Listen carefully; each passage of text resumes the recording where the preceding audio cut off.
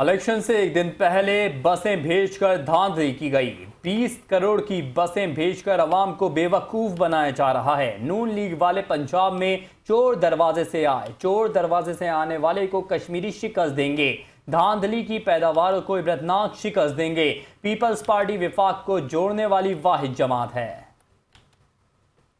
Sitting जो है वो चीफ मिनिस्टर साहब, इलेक्शन कमीशन ने आंखें अपनी बंद रखी।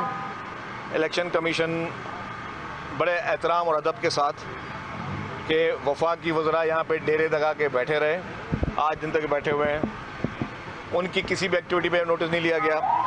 सिटिंग जो है वो चीफ मिनिस्टर साहब एक सूबे की, जो कि पब्लिक ऑफिस होल्डर हैं, वो यहाँ पे आके जलसे करती रहीं, ऐलानात करते रहे ये लोग। उस पर इलेक्शन कमीशन ने कोई नोटिस नहीं लिया, सिर्फ क्लेरिफिकेशन। ऐसा लग रहा था कि जी इलेक्शन कमीशन भी शायद नहीं चाहती कि वो नोटिस लें PMLN की इन गैर आइनी, गैर कानूनी, गैर अखलाकी हरकतों पर। ये क्या तमाशा बनाया हुआ आप लोगों ने कि इलेक्शन से 2 दिन पहले आप ऐलानात कर रहे हो, लोगों को आप खरीदने की कोशिश कर रहे हो और वो ट्रकों पे बसें चला के शहर में लोगों को घुमा रहे हो, और आप समझते हो कि मीरपुर के लोग जो हैं वो आपकी इन 20 बसों पे ऊपर जो है आपको वोट देंगे।